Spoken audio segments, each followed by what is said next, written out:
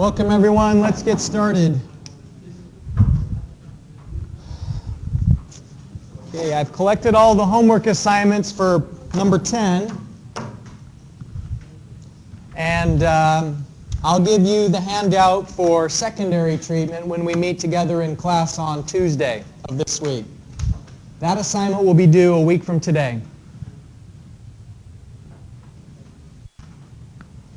And a week from our next class meeting, we'll have exam 2. And that will be during our class time. It'll be in class.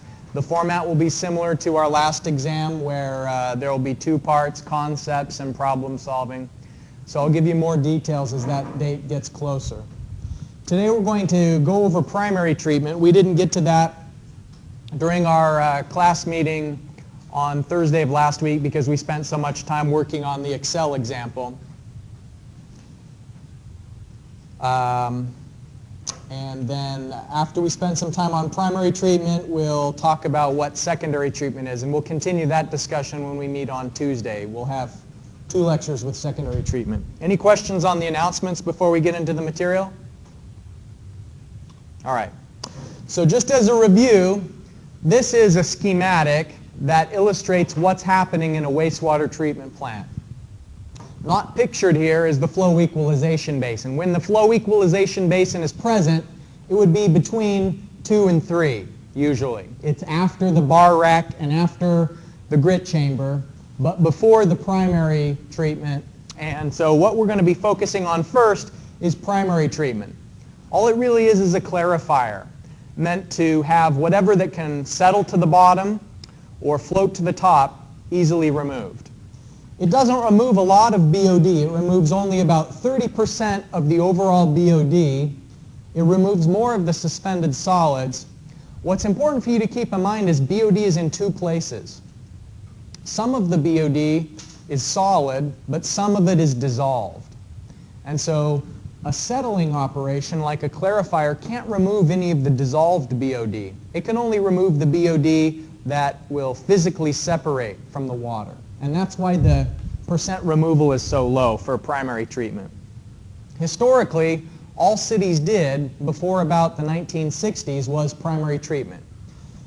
In the second part of our class today, we're going to be talking about secondary treatment. You can see I've blocked that process out in green. It usually consists of 2 things. An aeration basin, which is numbered with 4, and then another clarifier, which is 5. And then sort of the miracle and the magic of secondary treatment is the recycle of the solids. And we'll talk about why that's such an amazing thing, what it allows us to do. The purpose of secondary treatment is to remove the rest of the BOD that couldn't be removed during primary treatment. And it can remove the soluble BOD. Remember, when I said BOD is in 2 places, it's solid and dissolved. The dissolved BOD just passes straight through primary treatment. But in secondary treatment, the dissolved BOD, sometimes it's called soluble BOD, it can be removed quite easily. There are other secondary treatment methods, such as a trickling filter, we'll talk about as well, that aren't return activated sludge like this. But all those different types of methods really is different ways of bringing the food in contact with the microorganisms. So that's the main difference between them, is just how we get those 2 things in contact. Let me mention something, maybe just to keep in mind that the exam is coming up next week. You should be able to identify each of those. And so if you had a picture and I said, tell me what is 1 through 8, you should be able to identify the name and label them, fill in the blank kind of a thing. All right, so let's talk more about this clarifier, the primary treatment. It's similar to the clarifier that we talked about for water treatment. The same kinds of principles apply, where you've got particles that are settling downward. We're also going to be skimming grease and oil that's made it through off the top. It's best for us to try and remove grease and oil through pre-treatment, which is regulations and public awareness campaigns, but inevitably there's going to be some oils that we have to remove, and primary treatment is where we do that. If you'll remember, when we talked about clarifiers, when we were discussing water treatment, some of the important things about clarifiers were we'd want to have an even distribution of incoming flow. It's a baffle. We want to have a quiet settling zone where there's not a lot of turbulence and disturbance, and so the flow that's coming in through a pipe has to be spread out so that there's not just a jet of flow that's somehow interrupting all of the particles that are quietly settling downward. So the same thing is true in wastewater treatment. We want to have an even distribution of that flow that's coming in. And by doing that, we create a quiescent condition in the settling zone. Quiescent just means laminar conditions as the particles are settling downward. It's the opposite of turbulence. We want a very gradual movement of whatever's scraping the sludge at the bottom. We're going to have to vacuum the sludge out or pump it out or scrape it with a very slow-moving wiper, because if the squeegee that's wiping across the bottom of that tank is moving too quickly, then it will cause a swirl and vortex through the settling zone that disturbs the particles that are settling down. So the sweeping mechanism will be moving very small. And then the other thing is we have a weir at the top of the clarifier so that we can draw the liquid out at a low velocity. We want to maximize the cross-sectional area because for some flow rate, a multitude of worn-out markers.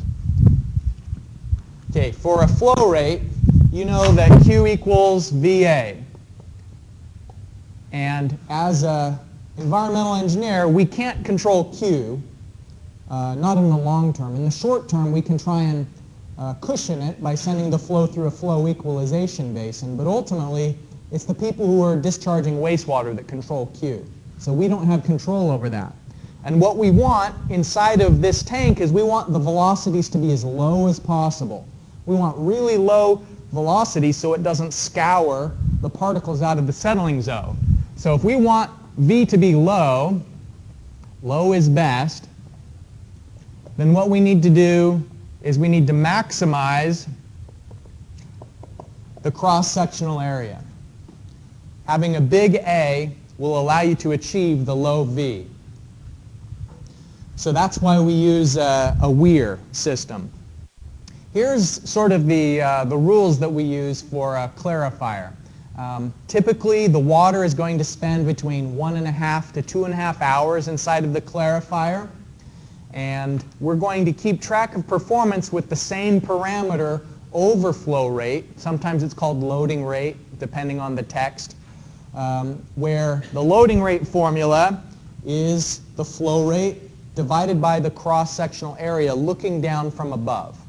So it's the plan view area. Sometimes these clarifiers are rectangular, sometimes they're circular, usually circular.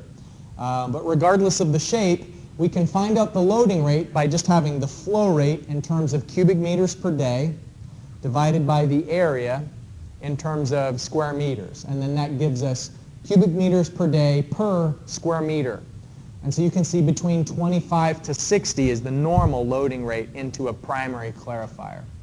And if it's rectangular, here are some typical shapes. You wouldn't usually have a clarifier more than 100 meters long. Usually they are longer than they are wide.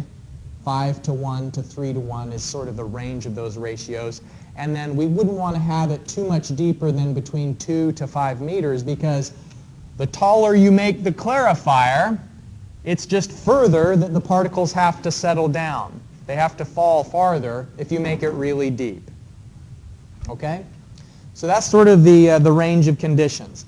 Here's a look at the primary clarifier if it's circular. You can see that in this instance the water is coming in at the center and then it's flowing outwards.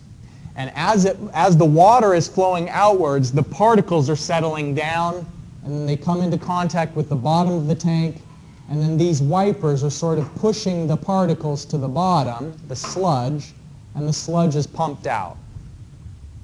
So that's a cross-section of a circular clarifier. Horizontal flow, rectangular clarifiers are similar, where the particles are going down, while the water is going sideways. It's just that here, rather than having the water start at the center and flow out radially, it's just flowing horizontal the whole time. Here's a little mechanism that's pushing the sludge that settles to the bottom towards a hopper, and it's pumped out. You can see the sludge is pumped. So what I'd like you to take a look at is just using this formula for the loading rate, analyze a clarifier. We know the diameter of the clarifier, and we know the flow rate of the flow that's entering two clarifiers operating in parallel. Parallel means the flow rate coming in is 1.2 cubic meters per second, and then the flow splits to two clarifiers. Each of them has a diameter of 35 meters.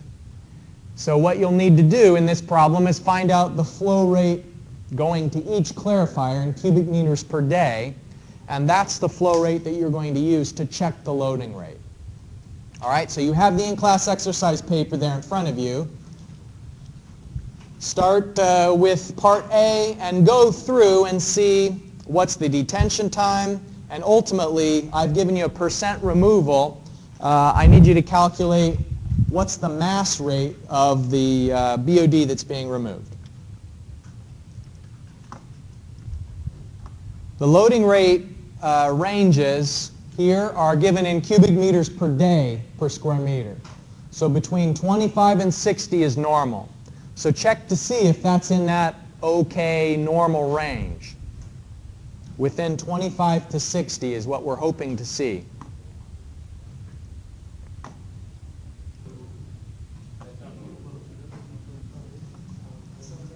Since it's in parallel, you want to split up the flow rate in half. You can assume that the stream is going evenly between the two clarifiers, and so that's why we have Q total and then Q each.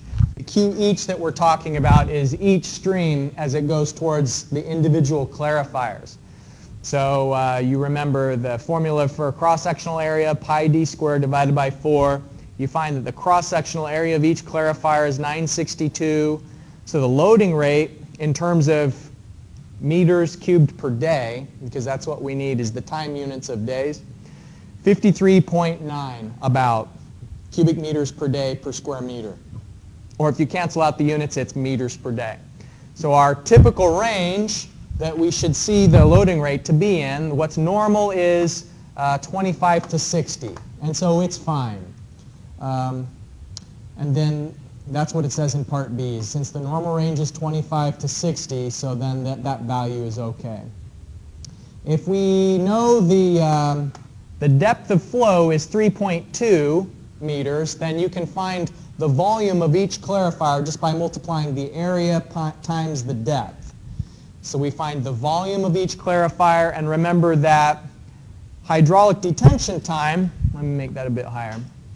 Hydraulic detention time is the volume divided by the flow rate. And if you forget formulas like that, just rearrange it and look at the units. You know, is it Q divided by V? Is it V divided by Q?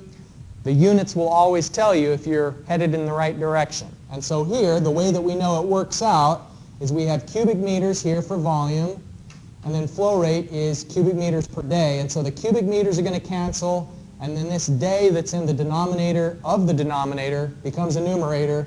And so 0.059 days is about 1.4 hours. And that's a little bit lower than would be typical, but that's okay because it's really the overflow rate that we're most concerned with as a design parameter. We definitely want to keep an eye on the particles to make sure that the particles are being removed. But that's our detention time. They call that the hydraulic detention time. And that becomes especially important in secondary treatment because the water is going to be retained for a different amount of time than the cells.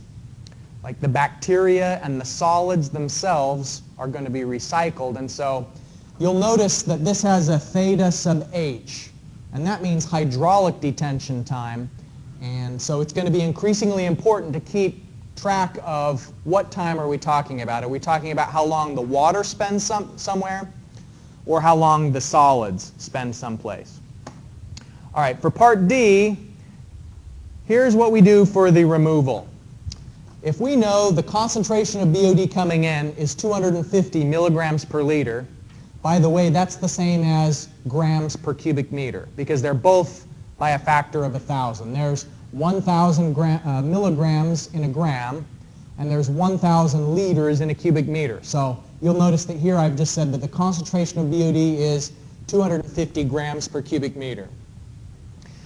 This clarifier is removing 35%. And so what that means is the fraction 0.35 multiplied by the concentration.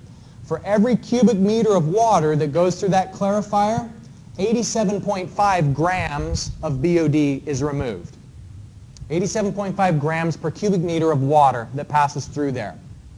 And I'm back to considering the total flow rate because I want to know for this whole clarifier system what's the mass of BOD that's removed in every day. So the mass flow rate is going to be concentration times the volumetric flow rate. How do you know that? Well, look at the units again.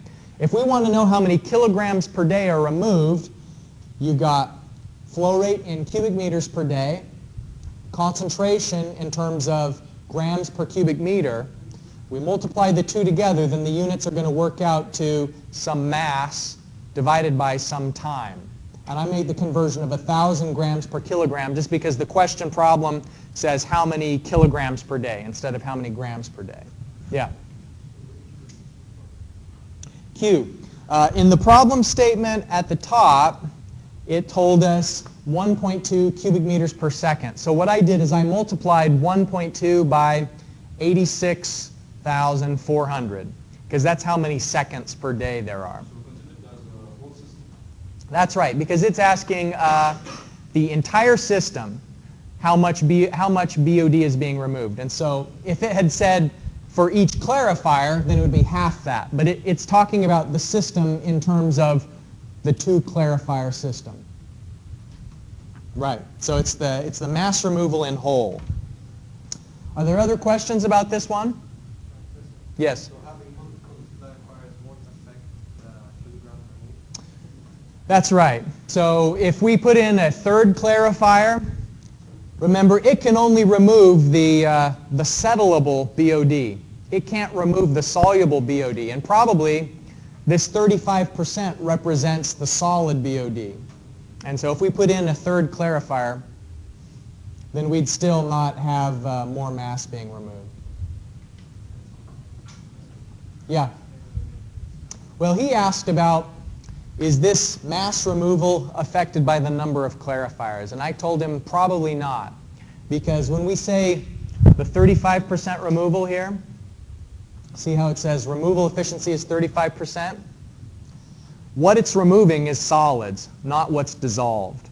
And so all the rest of the BOD that it isn't removing, like the 65%, that's the BOD that's actually dissolved in the water. And so it can't be removed by gravity separation. It has to be removed with bacteria.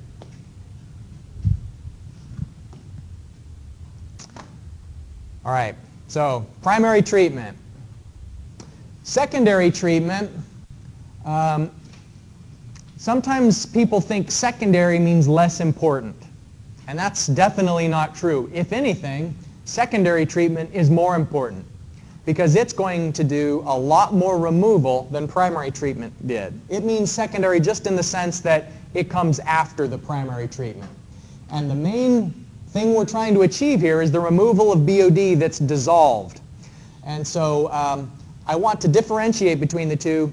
You've probably seen experiments before where if you put salt into water, you can stir it and it dissolves, right? What happens if you keep adding more and more salt?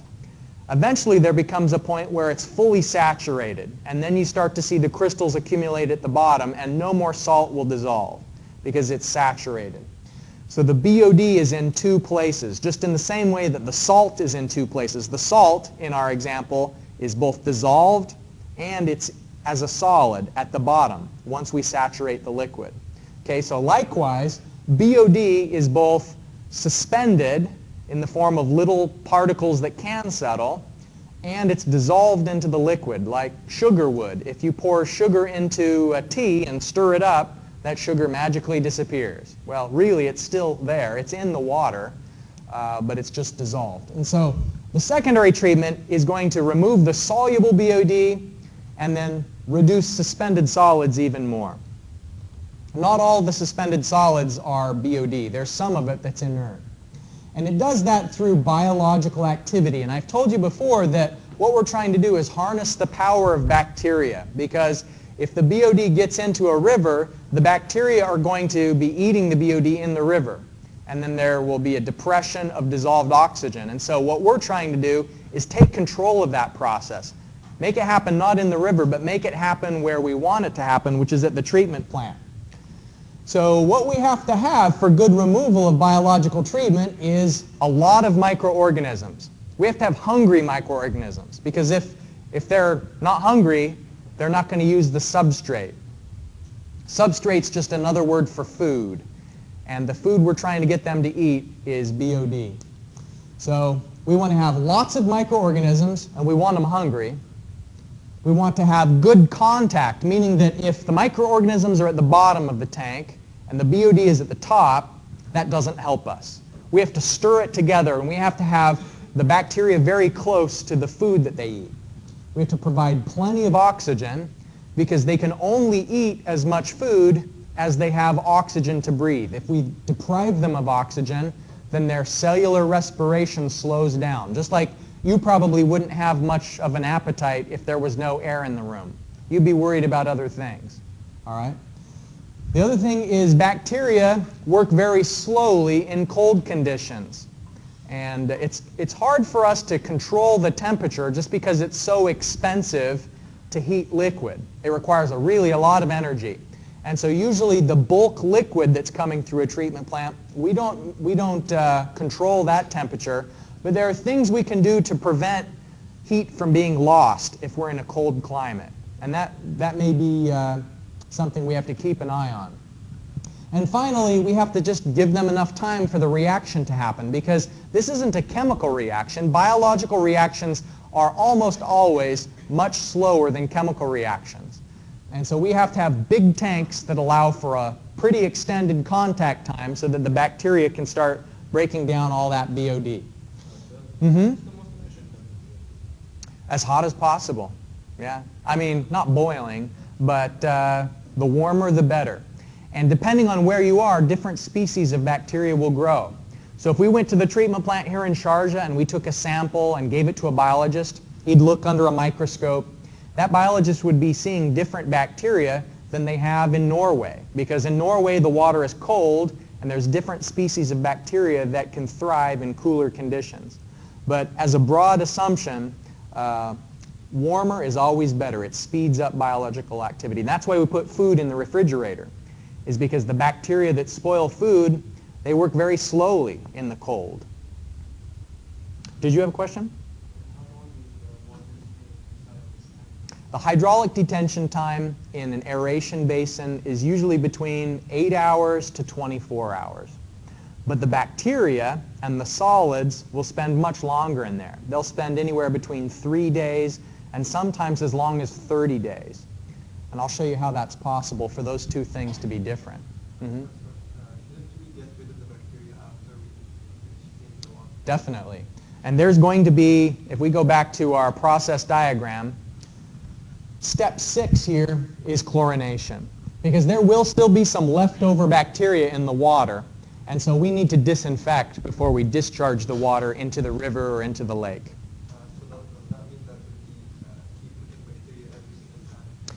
We don't have to add bacteria. I'll get to the secret of why we don't have to in a little bit, but they naturally will grow. Well, sometimes they'll do it by taking wastewater from another treatment plant.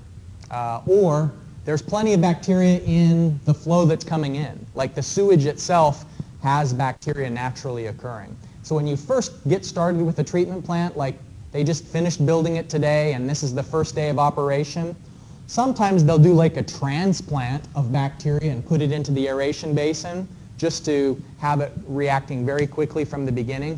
But if we give it maybe 2 or 3 weeks, it would naturally grow to the point, the steady state of what we need inside the aeration basin.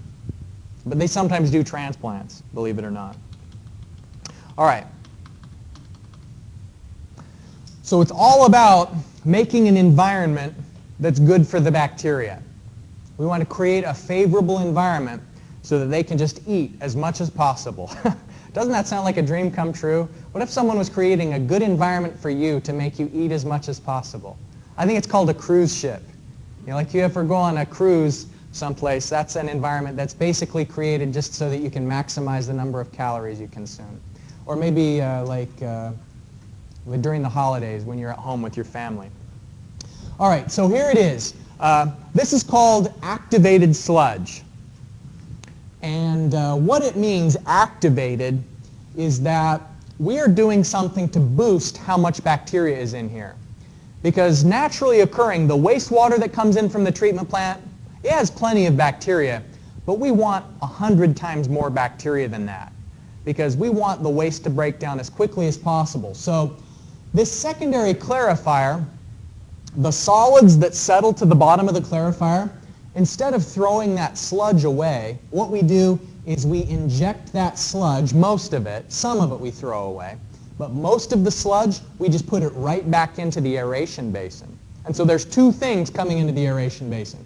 There's the wastewater, that's the main liquid stream coming from the clarifier, but then we're also recirculating some extra solids. And the solids that we're recirculating, I mean, that's mostly the body mass of bacteria. And so what we have in here is an artificially high concentration of bacteria, more bacteria than there would be if we had no recycle. And so like the recycle of the solids is the genius idea that someone came up with back in the early 1900s to realize that we can speed things up a lot if we just had, somehow if we had more bacteria in that tank, we could get the reaction rate a lot faster because there was a limiting step. The limitation was how many bacteria are there to eat. And so by re-injecting them, and guess what? It's not just the recirculation of sludge, they're activated. They're really hungry because they've been sitting in this clarifier at the bottom of the clarifier. They're kind of a little bit starved when there's a big pile of sludge down there and not a lot of BOD, not a lot of oxygen. So by controlling how long the solids spend in the secondary clarifier, we can sort of adjust how anxious the bacteria are to start consuming the substrate, the BOD, once they get into the aeration basin. So we're providing everything that they need inside of that tank. Remember it said we want a lot of organisms, we want good contact time, plenty of oxygen, a favorable temperature, and a lot of contact time. All of that happens in this tank. We build it big enough so that they have enough time to eat the BOD. These little tubes here, we're injecting air through diffusers, so it's like tiny little bubbles that dissolve into the liquid very well. So we're trying to enhance the transfer of oxygen into the liquid. And there's plenty of bacteria because of the re-injection. They're hungry bacteria, so it's a perfect environment. So the BOD coming in from the clarifier, you may have 150, 250 milligrams per liter coming in, and what's coming out is about 30 milligrams per liter of BOD, sometimes even lower.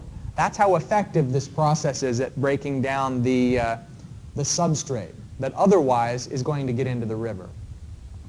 So why do you take some of it out? Okay, good question. Why not just inject all of it? The problem is if we had bacteria coming in and none were ever leaving, it would accumulate. Just think about mass balance. Because if you have a tank and so what we want here, the stream that's coming in is solids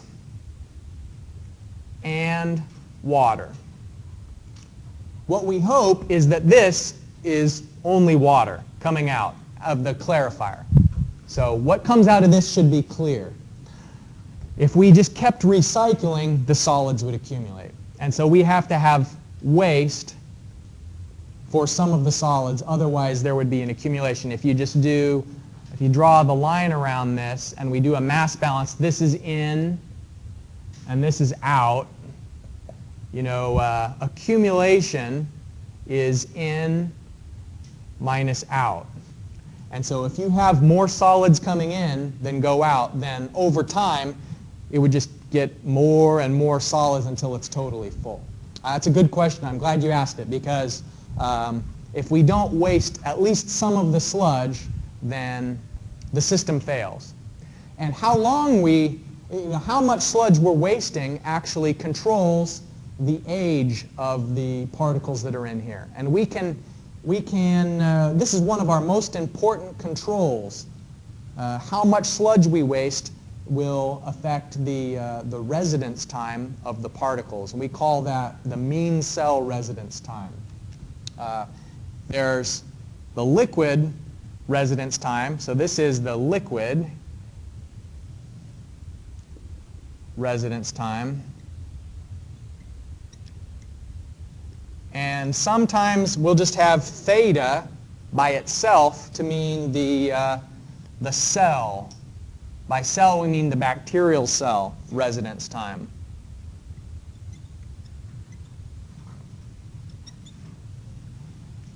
Are there other questions about this diagram? It's a huge idea. It's one of the biggest ideas of the course, is the activated sludge. So we recirculate the sludge so we can adjust the ratio of food to microorganisms. If we didn't have that, there'd be too much food and not enough bugs. And so we'd have to have the tank be just absolutely enormous for them to break it down fast enough. But if we recirculate the sludge, we're making that there's more microorganisms for every unit of food. So we're getting that ratio to the appropriate level. Just think of if it was a banquet hall with 1,000 plates of food and you only had 10 people inside the banquet hall, it's going to take too long for them to eat all the food. So you want to have the right balance of consumers and substrate. Yeah, definitely. They're going to grow. And that's part of the reason why we have to waste some of the sludge, is that the sludge that we're wasting is their growth. And I'm glad you asked that, because that brings up a really important point. They're eating BOD, right? Dissolved BOD is what they're eating. They're turning it into something that we can settle, and that is great for us. They're turning the food that they take the food from the liquid that was dissolved, and they're turning it into their body mass. And the good thing about that is we can settle the bacteria. We can't settle something that's dissolved, and so they're turning a dissolved substance into something that's settleable. And so their growth, the cell division of the bacteria, is what allows us to make clear water out of this system.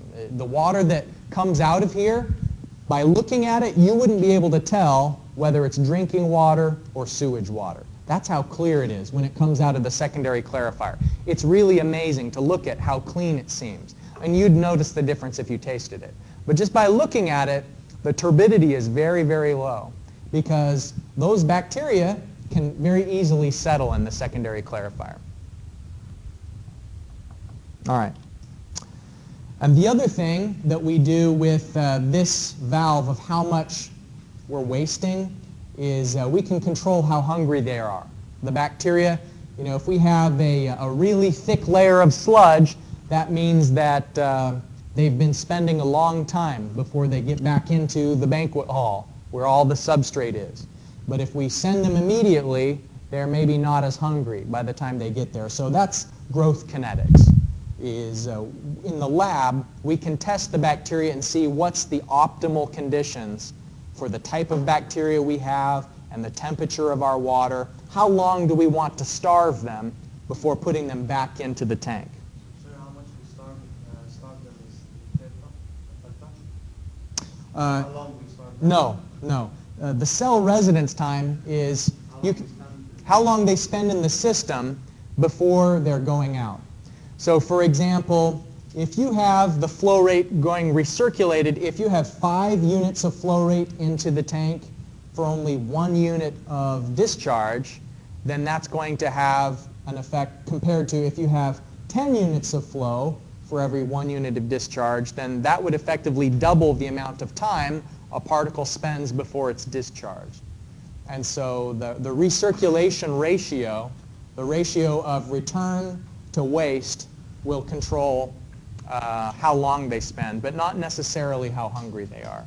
We've got design equations that makes it all clear how the pieces fit, like what the reactions are.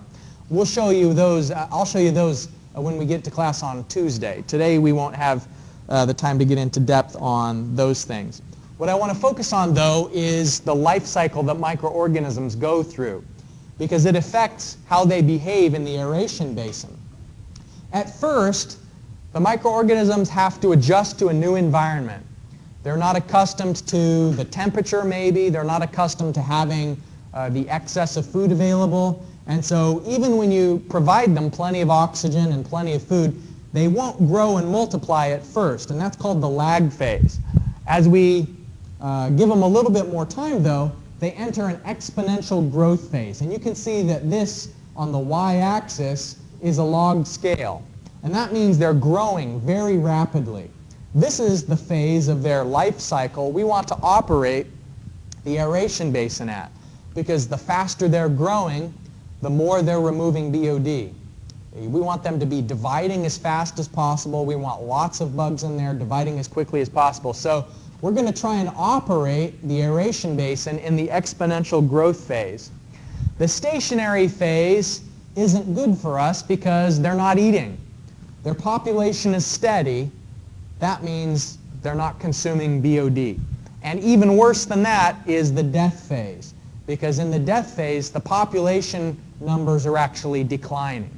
And so this is the life cycle of a single microorganism, but we can also, by controlling how long the microorganisms spend inside of the tank, we can focus how many of our population is in each life cycle stage. You know, every bug is going to lag, grow, stationary, and then die, but we want to focus on all of the bugs that are in there, like what's the average of where they're at in the life cycle.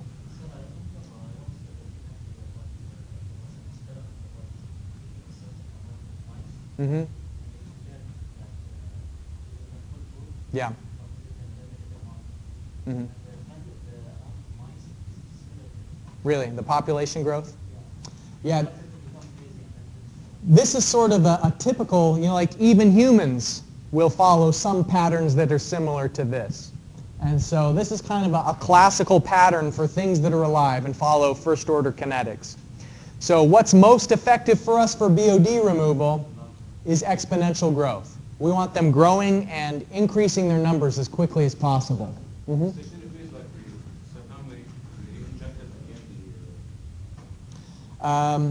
No, they'll still be in the log growth phase.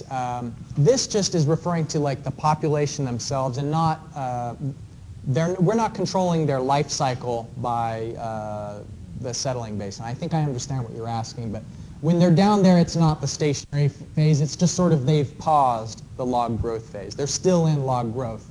It's just they're temporarily hungry. Okay, cells split in half.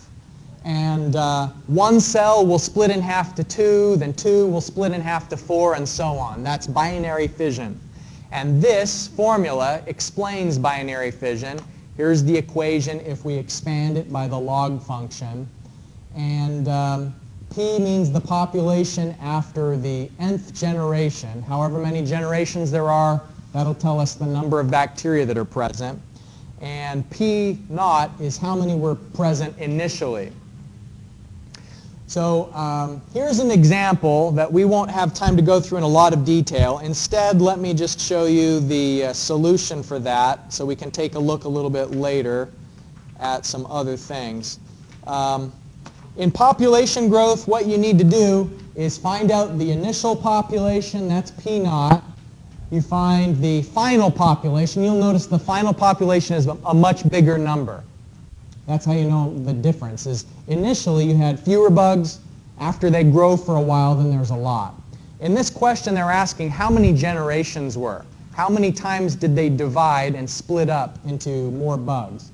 So here I've rearranged this function to solve for n, because n means the number of generations, how many times these populations have split into two again, and so on. So this substituting in all the values there, it turns out that it's a 9-generation how many times they've split for these values. So it's a really simple illustration, just meant to get you thinking about the life cycle of bacteria and what they do. The theta C? It's not for this example, but what I do in a future example is I take this and we extend on the idea. So this is just because we'll reintroduce the same illustration later. Okay. When we get together on Tuesday, we're going to start looking at the variables and trying to figure out how much BOD is removed for a certain size tank. And so this is a first taste of what would happen if we didn't have recycle of all of the sludge. It's not very interesting when you don't have recycle. Things have to be quite big. So we'll pick up here when we get together on Tuesday. Please remember on your way out to set the in-class exercise on the chair, and I will see you then.